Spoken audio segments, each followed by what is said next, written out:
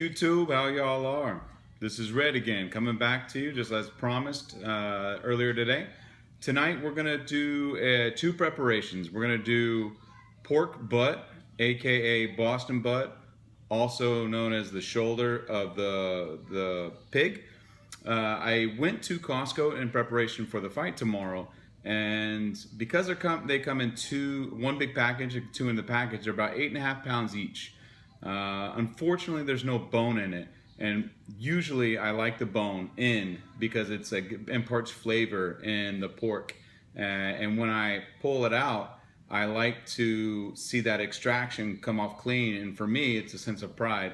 Unfortunately, they didn't have the bone in this time, so it is what it is. It's no big deal. It's just gonna be boneless this time. So first things first, what I want to do is give a big cheers. Tonight I'm drinking this is Project Haze by Funk Brewing, and it's Haze 005. It's Imperial IPA, 8% ABV. Cheers, y'all.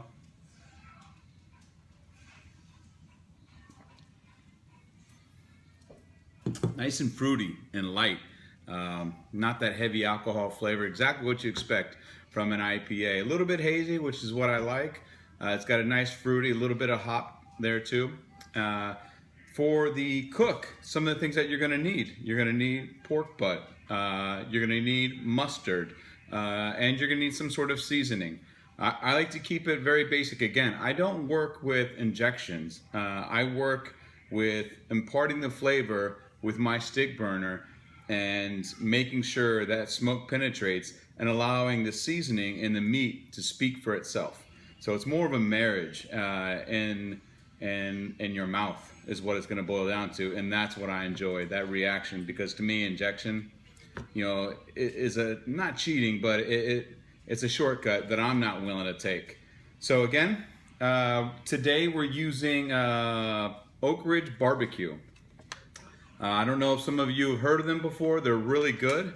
This particular one is their gold edition. They're not cheap, but I've used them for all kinds of stuff. Beef ribs, I've used them for spare ribs, baby back ribs, pork butts. They're super solid, and I haven't gotten into actually making rubs myself yet because I just don't have time, working full time, taking the kids to soccer and everything else. Look, we all have to cut corners somewhere. I'm cutting this corner. When they make good beer, I'm gonna buy the good beer and I'm not gonna make it myself. And these people make some really good rubs, and for now, I'm not gonna make my rubs. So again, Oakridge BBQ Secret Weapon Pork and Chicken Rub. I'll make sure I put the links down to their websites so that you can get these jewels for yourself. For the mustard, your classic French's mustard. Doesn't need to be anything expensive, can be cheap because it's not gonna give flavor. It's basically gonna work as a binding agent for the rub itself. And the rub looks exactly like this. It's beautiful. It's gonna impart an amazing color, an amazing flavor, something that your guests are gonna go wild over. And I'm gonna now show you the pork butt. Let me just move it over here. This is your pork butt. All right, again, it's boneless. It's not my ideal thing to do, but it's okay. So I'm gonna go ahead and turn the video so that you can see me working with the pork itself. Not a lot of trimming goes to this because there's not a whole lot of fat there. The fat that is there, I tend to like, and so I don't, the only thing I cut off are the little stragglers.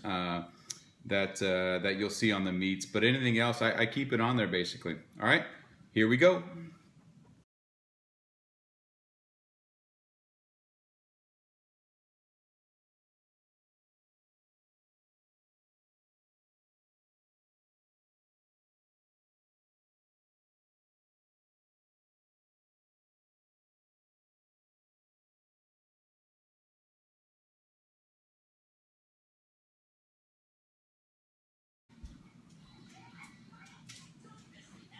So what we've done now is I've basically taken off all the little straggling parts. Again, the parts that are likely going to burn.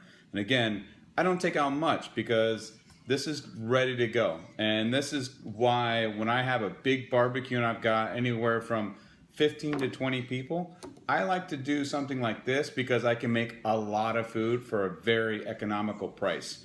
That's what's important, and it also tastes really good if you do it well. So your next step is going to be taking the mustard. You're going to apply the mustard all over the pork. And I like to keep one hand clean and one hand dirty. So I've got my clean hand and my dirty hand, and as I go around, I just start rubbing it in. And because this is boneless, again, I don't like boneless. I don't care for it because it comes apart like this where the bone normally would be. I just make sure that I don't cake it up here where basically it's going to fold over itself. I'm really careful when it comes to the application of the rub as well as the mustard because it's important. You don't want a cakey crust on your pork as you're cooking it. So I'm just gonna do this up so I don't have to worry about it in its entirety instead of doing just one half. This is awesome. This is, again, you get to use the rest of your mustard that's in your bottom, and you know it's been in there forever. Who doesn't have mustard that's been in their refrigerator for 2 to 3 months, and it's like, you know, what am I gonna do with all this mustard? I don't eat that many hot dogs. Make pork butt. That's what you do. Make your friends happy. Make your kids happy. Make your wife happy. Happy, happy, happy. Alright, so. Woo. That'll go a long way right there. Alright, so it's looking pretty good. I'm just making sure that every little square inch has some mustard. Again, it doesn't impart flavor, but it will allow the rub to stick a lot easier. So there we go. I'm going to do the bottom of it first because it's going to be easier to store it as it sits overnight to rest and marinate overnight. Again, I also try to do this for basically 12 to 24 hours is my desire. I see a little tube here. I'm going to cut that out. See ya. All right.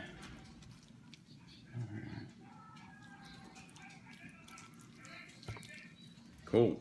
Here we go. Lightly sprinkle it all over. Don't be shy. Be somewhat generous. And even though this is a rub, folks, you don't rub it, because if you rub it, what it's going to do is going to spread all over, and that does nobody any good whatsoever. You just want to pat it down, make sure it gets in there, make sure you get the sides really good. Man, this is going to be so good.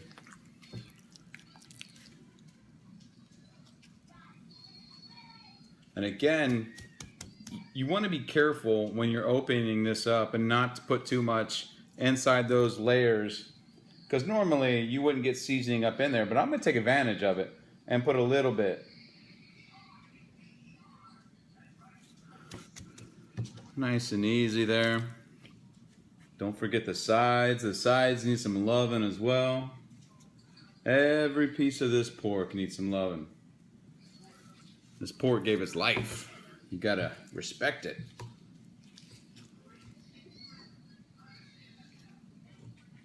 There you go. Looking good.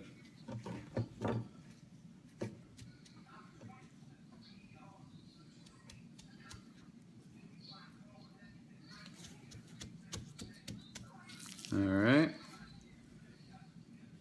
There we go. First one's done. I'm gonna just move this off to the side and go ahead and do the next one. There we go. All right, go ahead and repeat the steps here. Again, you got your mustard, dirty hand. Make sure you get it in there good.